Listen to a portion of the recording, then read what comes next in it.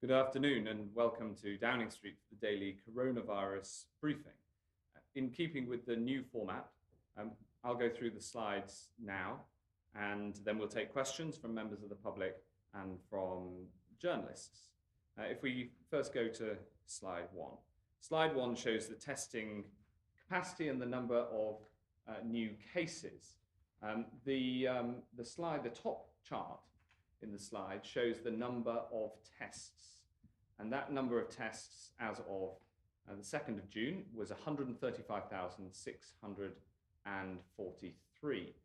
This is different to testing capacity, which stands at just over 200,000. And as I said yesterday, this demonstrates that there is spare capacity in testing. And so if you have symptoms of coronavirus, that's a fever, or a new dry cough, or a change in your sense of taste or smell, then please do go and get a test from nhs.uk/coronavirus or by phoning 119. It's incredibly important that we can trace the virus by ensuring that anybody with symptoms has a test. And of course, we're rolling out testing across care homes and making sure that staff in hospitals get the opportunity to be tested as well. The bottom chart on the slide shows the number of confirmed cases. This is 1,613 as of, again, the 2nd of June, and brings the total of number of cases confirmed in the UK to 277,985. And although the 1,613 figure is slightly higher than yesterday, we can see that the 7-day rolling average continues to fall. Second slide, please. The data from hospitals show that those new admissions to hospitals in England has fallen to 436.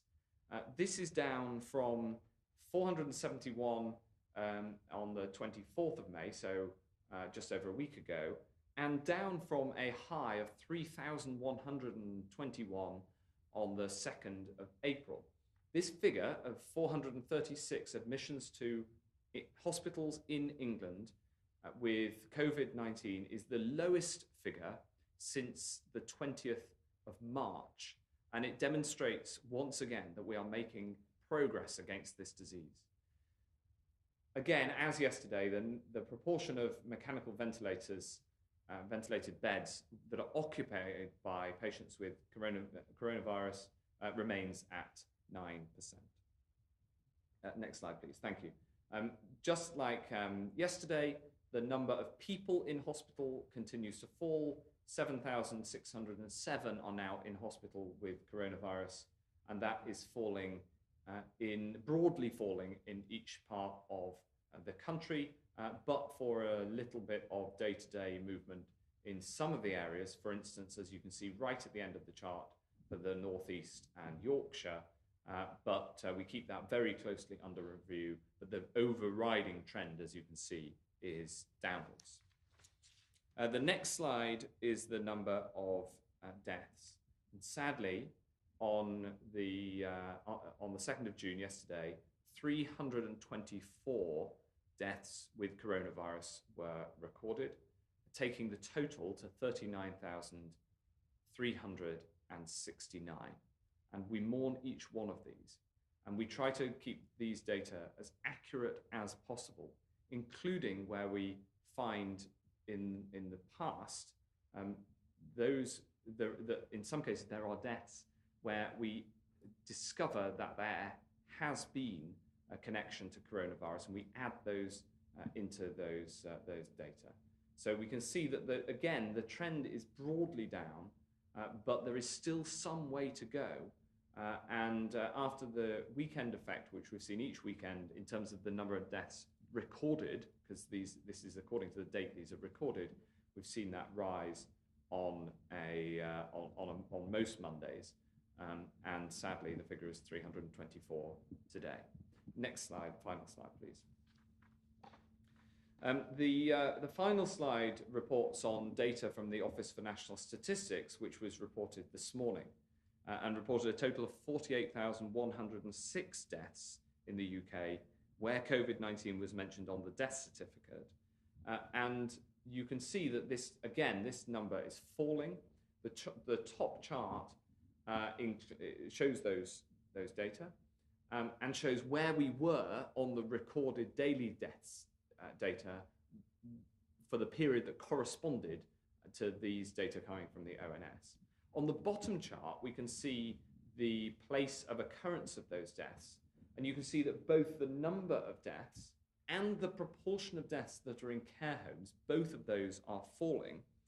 27.3% of deaths occurred in care homes in the latest ONS data to the week of the May the 22nd, bringing the proportion overall of deaths in care homes down to 32.5%. We don't capture in these charts, but we do capture in a report published by Public Health England today further data, some of which are much more troubling.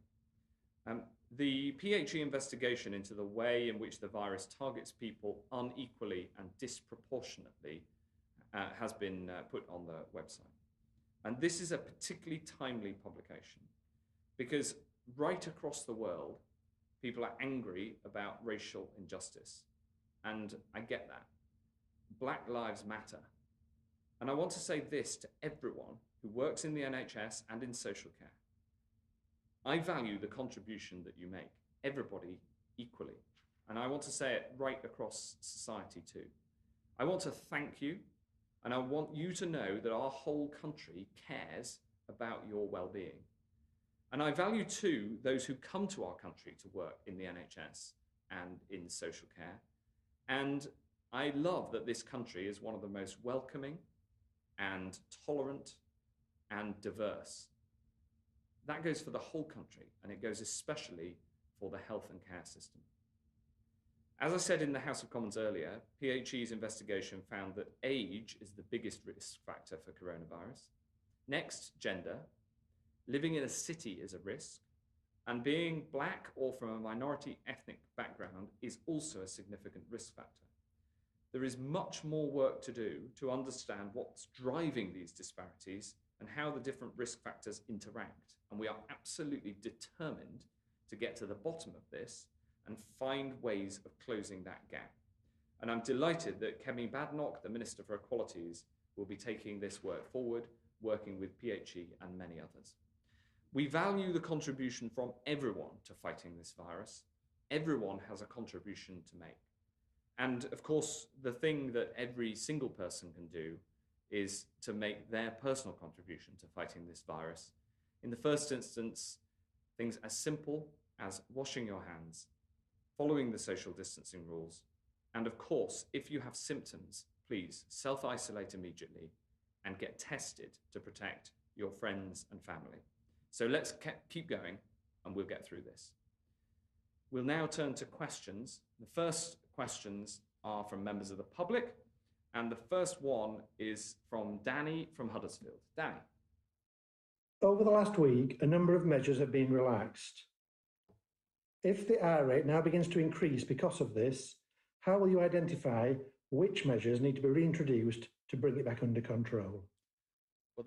Well, that is a really important question. I'll ask John to come in a second.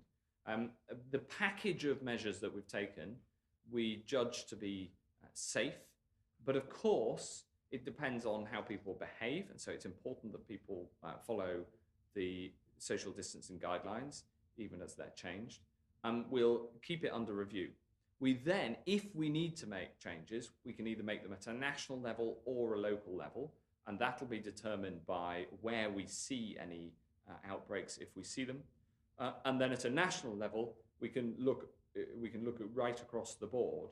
And of course, we've been clear from the start that if we need to, we will bring in further measures. But we've chosen these measures in order to be able to relax some of the most stringent parts of the lockdown, whilst also keeping people safe. John. Yes, thank you, Secretary of State. I think the answer, Danny, is that it would depend on how the virus was coming back. key to any public health control, and particularly for this virus, is the surveillance information that we have, including special surveys, but also routine surveillance, for example, from general practice. So if the virus came back in a particular setting, whether it was a healthcare setting or perhaps in a prison or whatever, then you can undertake a lot of testing and infection control in that setting. If it comes back more widely in particular groups, then there would be different measures that could be taken. So it would be in response to the way in which the epidemiology, the counts of the numbers of cases were increasing.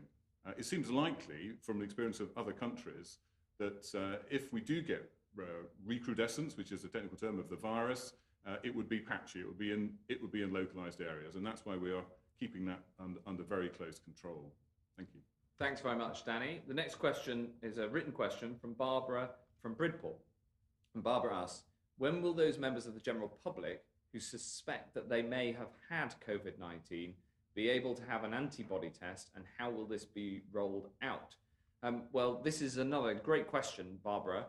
The answer is that in the first instance, the antibody tests are being used by those in the health and social care sector. We are delivering around 40,000 a day across the NHS and social care, and just over 40,000 a day on the latest figures. And then we'll roll them out across the country. We haven't yet been able to pin down the science of whether having antibody means that you are at lower risk of getting the infection again, and critically at lower risk of transmitting the virus. We've got tests in the field to find that out. So we will be rolling out antibody tests more broadly, and we've bought a huge number of them to be able to do that. They involve a phlebotomist being able to take blood so that you can analyze that blood, which means that we've got to roll them out at the pace that we are, and we're trying to expand the rate at which we roll them out, because I entirely understand your yearning to know. Thanks very much. Questions from the media. If we go to Rhianna Croxford from the BBC. Rhianna. Thank you, Secretary of State. Many people from Black and minority ethnic backgrounds will be confused why it has taken 6 weeks for the government to simply confirm what studies have already shown, that they're dying with COVID-19 at significantly higher rates. Deaths from all causes in this period have been up to 4 times higher on average for people from these backgrounds, and this hasn't been fully explained by today's review. Firstly, how can you explain this disparity, which hasn't just been caused by the virus, and why haven't you done more to protect and support these communities? And if I could also please have a response from Professor Newton. And secondly, on behalf of a colleague, you've been criticised by the stats watchdog for the presentation of the virus testing figures. Isn't that embarrassing over such an important policy area? Thanks very much. I will, if I just address the second question first, and then I will, both John and I, I'm sure, will answer on the first, which is so important. On the second question, the way that we present the stats is the best that we can in having built the testing program so rapidly over such a short period of time. We are working with the stats authorities to be able to present these statistics in a way that they're happy with, and to make sure that we're as transparent as possible. I spoke to Sir David Norgrove today, who is the head of the UK Statistics Authority, and we'll be working with them to make sure that these statistics are constantly improved. But the way that we present them is the simplest way of presenting a very complex picture of the overall 5 different pillars of testing, and that's the approach that we've taken. On the first part of your question about the report from Public Health England, I think this is an incredibly important area.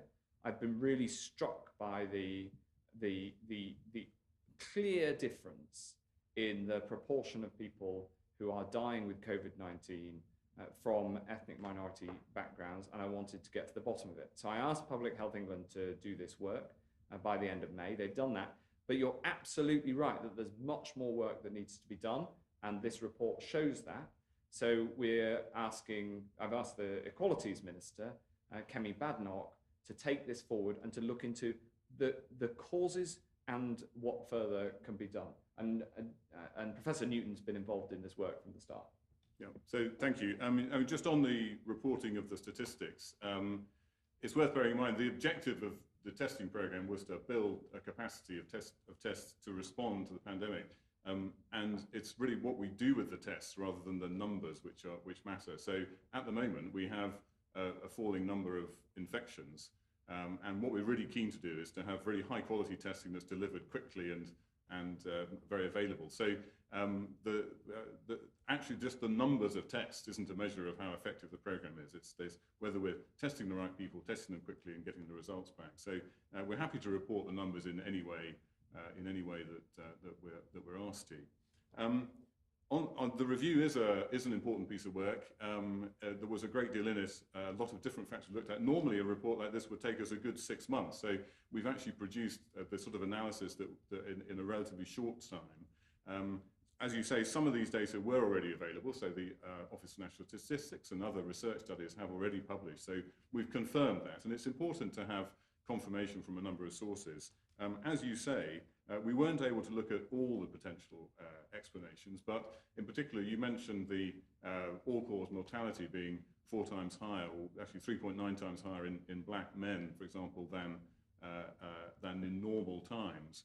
And it's raised by 1.7 times in white men and 2.9 in Asian men. So there are a number of statistics in there. It's quite a long report, and there's a great deal of background information and detailed information that we think will be helpful. What we'd really like to do now is to get a lot of discussion about all these elements, in particular with a lot of the people involved and the various groups involved in responding to it. So we think the report will be helpful. Some of it was available before, but there's quite a lot of new information there. And it's not easy to go directly from the analysis to making recommendations, and we need to get the report widely disseminated and widely discussed before, I think, deciding exactly what needs to be done. But clearly there are some fairly obvious conclusions that can be drawn even from the data that we have. Can I please follow up on that? Yes, of course, yeah. Just say, firstly, thank you for acknowledging that Black Lives Matter in your opening speech, but lots of people are already going back to work scared that they're not being protected. And there'll be no measures announced today, as we had expected, perhaps be put in place to protect them. Can you say anything to these communities? And if not, can you give us a time frame or a deadline when they will get recommendations about how they can protect themselves going forward, considering that this risk won't be going away? Yes, absolutely. The number one thing I'd say is that for anybody in a higher risk group, the most important thing to do is stringently to follow the social distancing guides, including the work on social distancing at work that's been published. So there is specific guidance for social distancing in the workplace. So for all of the different high-risk categories that the data demonstrate, it's really important that people follow those social distancing guidelines very stringently.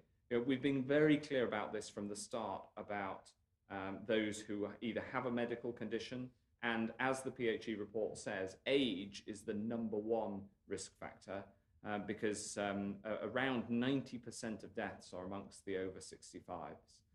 So the direct answer to the question is the same as to everybody, but with more emphasis, which is that the social distancing is the best way to keep yourself safe and keep others safe, alongside the hygiene and washing your hands and making sure that if you have symptoms, get a test. And I totally understand the concerns that people have, and I understand the anger that people feel more about racial injustice more broadly, and I share it, and we want to tackle it.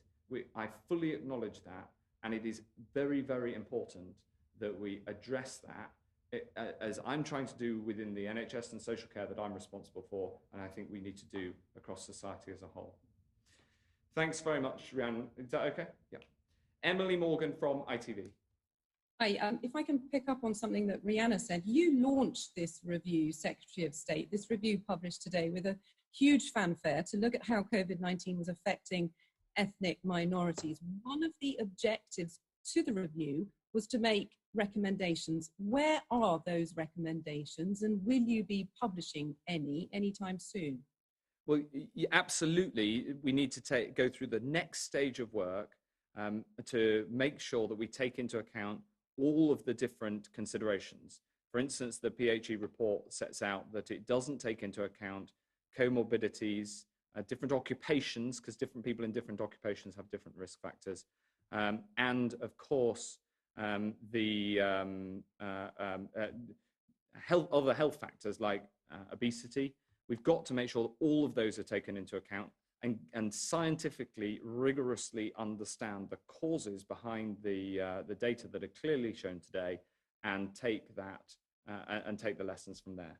John? Well, yes, thank you. I mean, I think the recommendations there are recommendations there, but they're more to do with the fact that these are important data for people to be aware of, because as Secretary of State has said, I think even understanding the levels of risk associated with different factors is itself important in designing programs to protect people. And in fact, the NHS has already started the process of risk assessment for staff using these sorts of data. So there are recommendations there, but there are still some questions. I mean, what we do show is that there's no simple, if you take, I mean, there's a lot more than just the ethnic differences in the report. There are differences to do with levels of deprivation and where people live and occupation and so on. And all these causes are the causes of health inequalities anyway.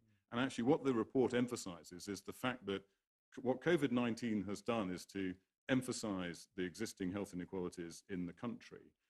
And it shows us again that we need to address those inequalities, whether they're to do with deprivation or to do with people's background.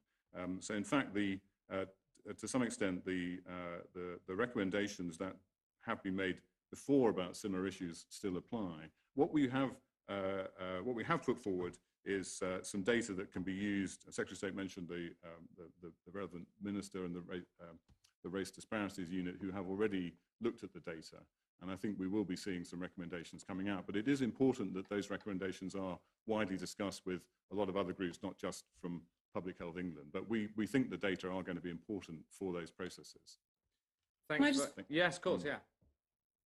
You mentioned risk assessments, and obviously risk assessments are now happening for ethnic minority members of staff in healthcare. But what about the rest of the population? Given that we know that ethnic minorities are being disproportionately affected by COVID-19, shouldn't all ethnic minorities now be put in an at-risk category to protect them?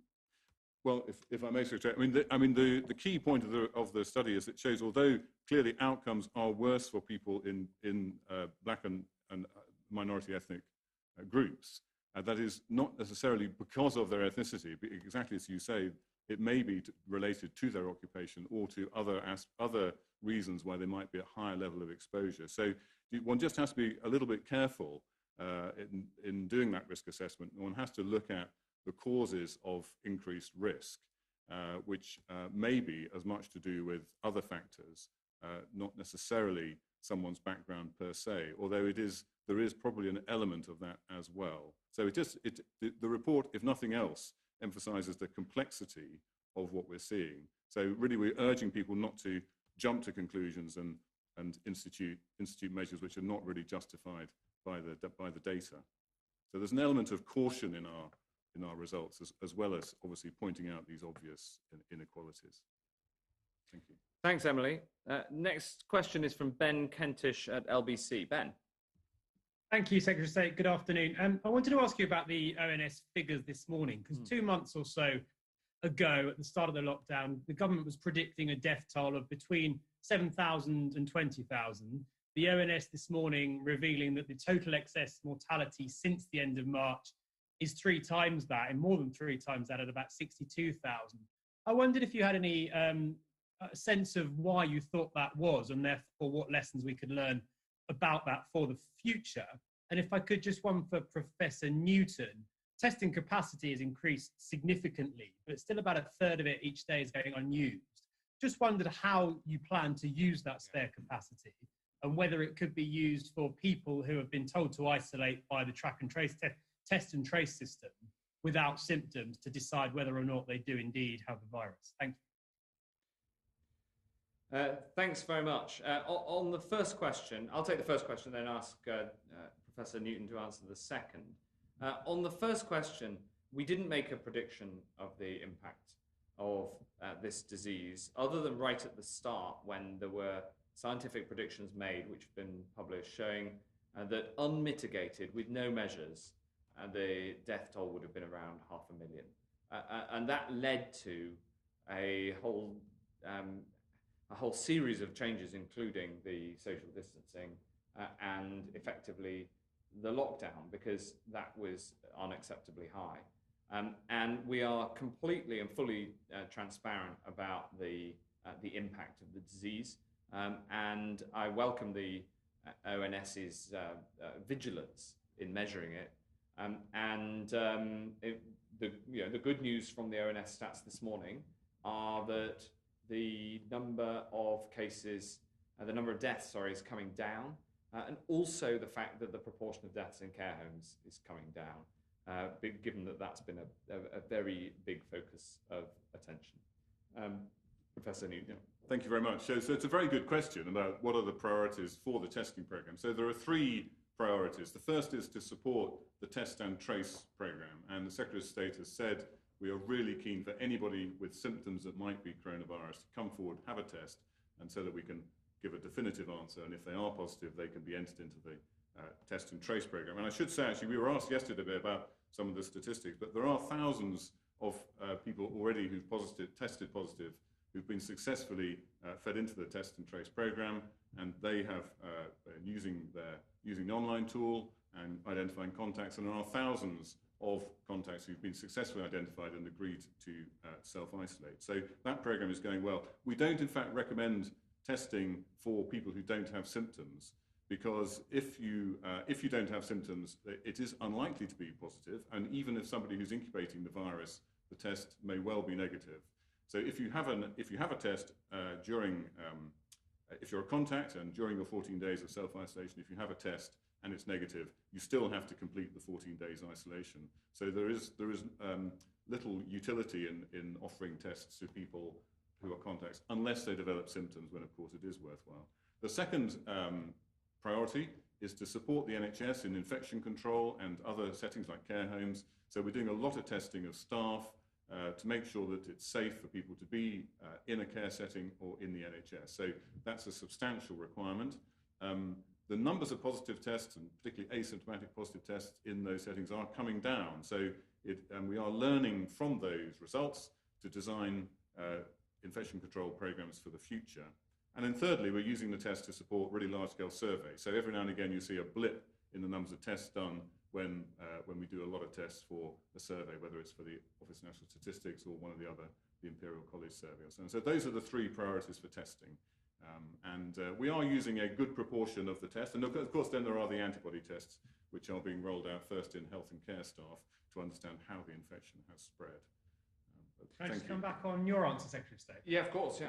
Thank you, because there were forecasts published by members of SAGE, Neil Ferguson, for example, and he said today that the UK had been much more heavily affected by the virus than expected. So I did wonder if there was any analysis going on, and if you could share any of that about why that might be and how we could avoid, if there was a second peak or a future epidemic, how we can avoid those same things happening again. Well, it's undoubtedly true that we've had a very significant impact from this virus. There's no doubt about that. And we've been learning all the way through it how best to deal with that. In fact, the test and trace system that we've built over the past few weeks and that's been up and running for the past 5 days is one of the lessons that comes out of it, the absolute vital importance of having a system that is big enough to be able to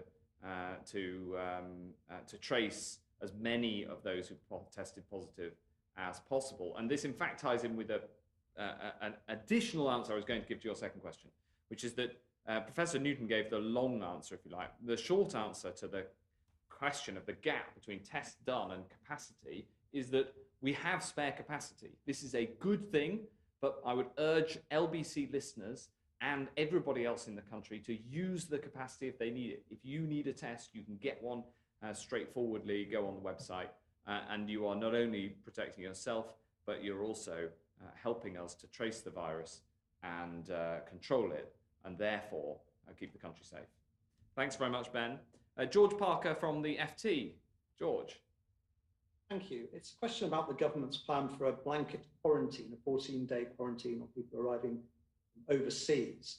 Question, first of all, to Professor Newsom. What is the scientific rationale for having a quarantine against people coming in, for example, from a country like Greece, which has very low levels of coronavirus into this country? And would you support the idea of an air bridge between countries with lower infection rates from Britain into the UK? And a question to you, Secretary of State. You said on May the 12th that people wouldn't be taking overseas holidays this year. Is that still your advice? Well, do you want to go first? Well, I should say, by the way, that I'm not a member of SAGE, and it would be SAGE whose advice is the basis for this. But the principles are clear that obviously we, just like in this country, if somebody might be at risk of having the virus, we need them to be isolated during any period when they might be infectious. And if people are coming into the country, then they already have to be treated as an unknown, and therefore there's a quarantine. Now, if well, there are two reasons why we might not do that. That would be if the risk of them having the virus when they come to another country is so low that we would just take the chance, that the chances of them becoming infectious are very low. And I think at the moment the judgment is that it's too early to say that, and therefore it's better to be cautious for people travelling. And secondly, if we are able to very quickly respond with a test and trace program, then we could cover it in that way. So if travellers are able to be tested and self-isolate in response to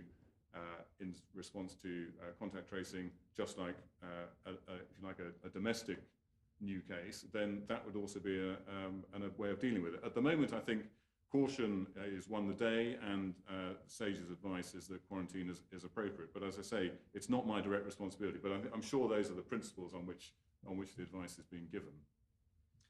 Thanks, George. On the specifics, I was actually asked this, I think, late last week, and I said I was more optimistic than previously.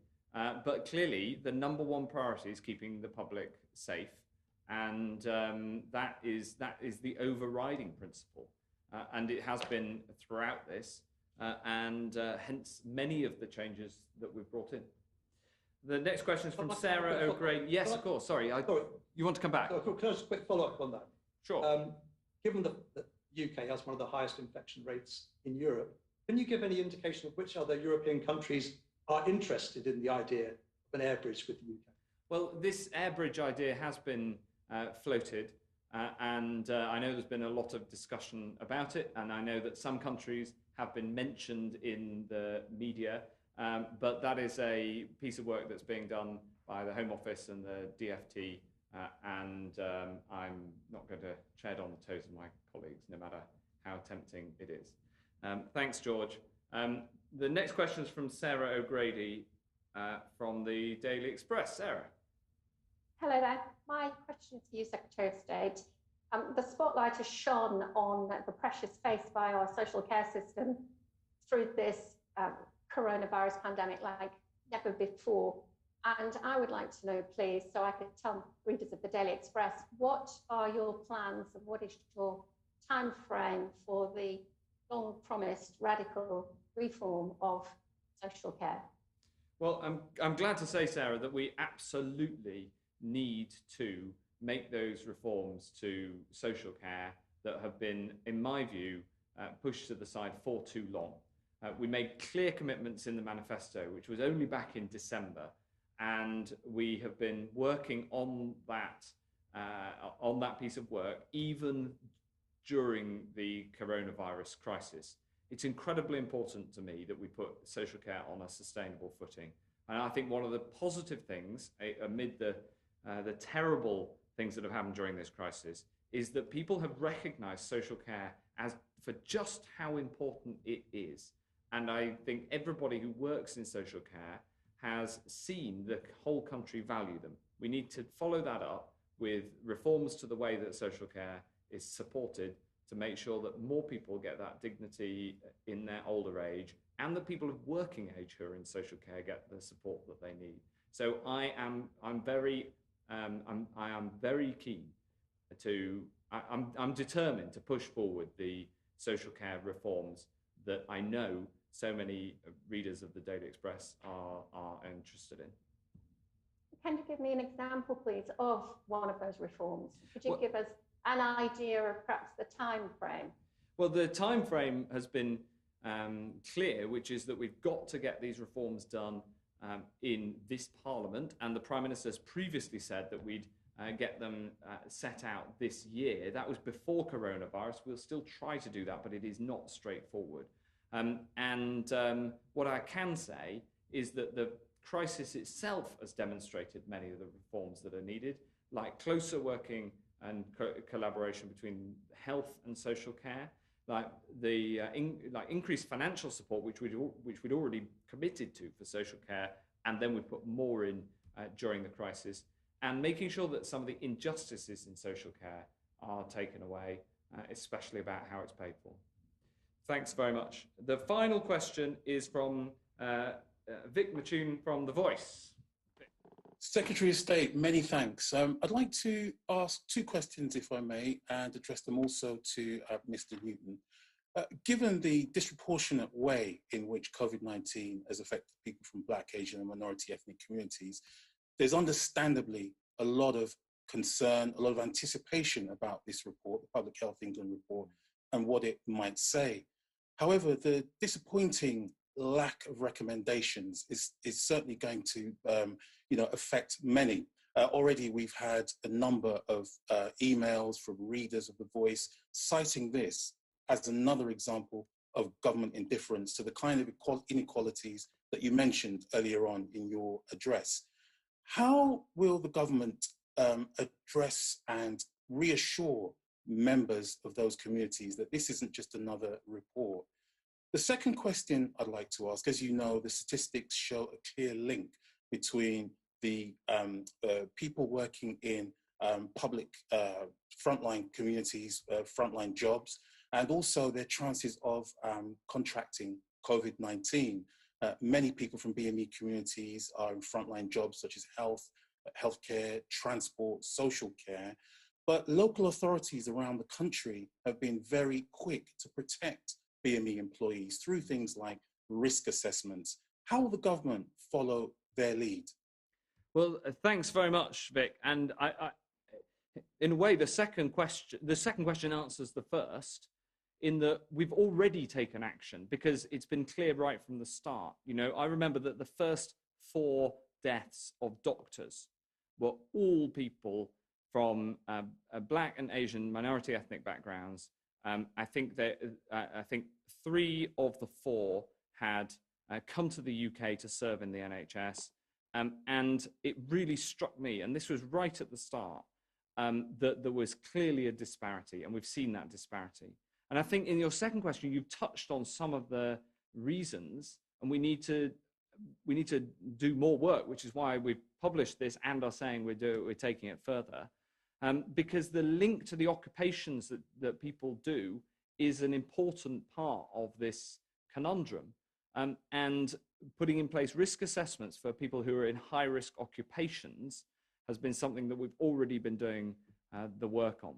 What we need to find out, and we don't yet know from this report, is what over and above the impacts of being in a certain occupation, like for instance, as you say, being more on the front line. And one of the biggest impacts is of people who work in transport where you can't isolate, so like taxi drivers, and how much of the disproportionate number of deaths that we've seen from people from BME communities are due to the fact that there's a higher proportion of people from those communities who work in the sorts of occupations where the risk is greater, and how much is down to, for instance, the differences in housing, because we know that urban areas are more badly hit than rural areas. And so it's the wider co-determinants that we need to get to the bottom of. And that's the work that, along with PHE, that Kemi Badenoch will be leading in the next stage to make sure we look as broadly as possible. And all the way through this, we've been putting in place the actions that we think have been needed from the evidence that we've got. and we need to keep doing that. John. Oh, thank you, Secretary of State. Yeah, I mean, the purpose of the report was to try and get every bit of information we could from the existing data, try and understand how the different factors work together. So not just ethnicity, but the other factors which are often working alongside ethnicity. And many people, of course, suffer from multiple disadvantages as well. So we're trying to put all that into context and really present it as clearly as we could. And it is complicated. Even after we've done the analyses, it is still a complicated picture. So trying to get that absolutely clear so that people could then take it forward and develop the right recommendations. And I think there's the way we would do this is it is such a way that the people who we're really trying to put the information into the hands of people who can use it to make a difference. And that's often, it's not us as the Public Health Authority, it's more likely the people that you work with and know, who will know how to use these data to make a difference to people's lives. So there's a whole range of people who need to contribute to these recommendations, certainly not just us as Public Health England. So we've done the very best we can to understand what the data tell us already. There are some things that we still don't know from the data, and there's a research program that that's been kicked off to try and elucidate some of the genetic analyses and some we haven't done yet. But we've done the very best we can to make those data available to people so that really good recommendations can be developed, which will really make a difference to the outcome. But thank you. Thanks. Have you got a yeah. If I may ask, so you mentioned that there will be a follow-up report and inquiry. Do you have any timelines as to when that follow-up report, you mentioned it will be headed by Kemi Badenoch, do you have any timelines as to when that might be? Obviously, the concern on this issue is that, given the scale of the issue, it's just report after report. And obviously, there are many people in BME communities who really want to see some serious action and some serious recommendations. Yeah, I get that yearning, and we will put action in place as soon as we can. We won't wait for a report. I've got to talk to Kemi about a timeline for it, and so I'll have to get back to you on that one. But I totally understand the urgency, the importance, and the sensitivity of getting this right. Thanks, Vic. Thank you very much indeed. That ends today's Downing Street Coronavirus Daily Briefing.